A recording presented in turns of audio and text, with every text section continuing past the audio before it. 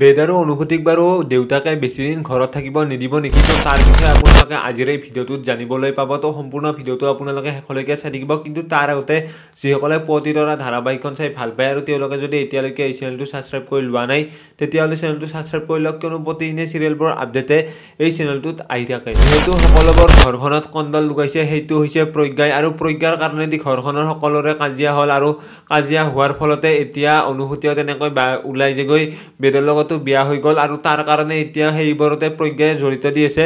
আৰু সেইবোৰ কথা এতিয়া আজি প্ৰজ্ঞাই নিজে কিংচুকৰ আগত কৈ থাকিব, আৰু কিংচুকে সেইবোৰ কথা একেবাৰে ভাল নাপাব। আৰু কিংচুকে যিহেতু প্ৰজ্ঞাৰ কথাবোৰত ভাল পোৱা নাই, কিন্তু এতিয়া তলে তলে হয়তো কিংচুকে সঠিক সময়ৰ কাৰণে ৱেইট কৰি আছে, অৰ্থাৎ যিবোৰ কাম এতিয়া প্ৰজ্ঞাই কৰি দিব প্ৰথমতে, আৰু সেইবোৰ কাম কৰাৰ পিছত হয়তো শেষত যে প্ৰজ্ঞাকে গাদ্দাৰি কৰি সেইবোৰ সম্পত্তি নিজৰ নামত কৰি ল'ব। তো তেনেকুৱা এতিয়া প্লেন কৰি থাকিব পাৰে। আৰু যিসকলে ভাবি আছে যে কিংচুকে সঁচাকৈ ভাল হৈছে, বা এতিয়া কিংচুকে তেনেকুৱা স্বভাৱৰ নাই, আগতে যেনেকুৱা আছিল আৰু এতিয়া দি সম্পূৰ্ণ সলনি হৈছে, তো সকলোৱে যদি তেনেকৈ ভাবি আছে, সেইটো হয়তো আপোনালোকে ভুল ভাবি আছে।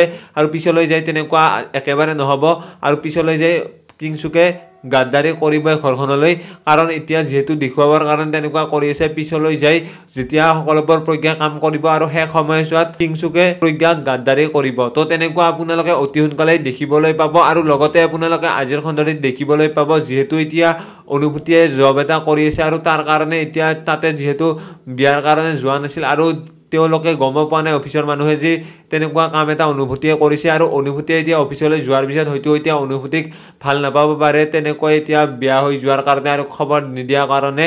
আৰু সেইবাবে এতিয়া অনুভূতিয়ে হয়তো আজি অফিচলৈ যাব পাৰে, আৰু অফিচলৈ যোৱাৰ কাৰণেই হয়তো অনুভূতি বেদৰ দেউতাকেও মান্তি নহ'ব পাৰে, কাৰণ এতিয়া বেদৰ দেউতাকে সেইবোৰ হয়তো ভাল নাপাব পাৰে অনুভূতিয়ে অফিচলৈ যোৱা কথাটোৰ কাৰণে, আৰু দেউতাকৰ অনুমতি নোলোৱাকৈ হয়তো অনুভূতিও যাব নোৱাৰিব, আৰু সেইবাবে হয়তো দেউতাকৰ আজি অনুমতি ল'লে দেউতাকে আজি মানা কৰিব পাৰে, বা এতিয়া অনুমতি নিদিব পাৰে। আৰু সেইকাৰণে হয়তো বিন্দু আৰু বেদতে ভালদৰে দেউতাকক বুজাবলৈ চেষ্টা কৰিব, যিহেতু এতিয়া বেদে দেউতাকক ভালদৰে মাতিব পৰা নাই, আৰু সেইবাবে এতিয়া বিন্দুৱে চেষ্টা কৰিব দেউতাকক ভালদৰে মাতিবৰ কাৰণে। কিন্তু এতিয়া অনুভূতিক বাৰু অফিচলৈ যাবলৈ দিবনে নিদিয়ে, আৰু অফিচলৈ যদি যাবলৈ দিয়ে তেতিয়াহ'লে বাৰু বেদক কাম কৰিব নিদিয়ে নেকি, ঘৰত থাকিব দিব নেকি, দেউতাকে তেনেকুৱা চৰ্ত দিব পাৰে।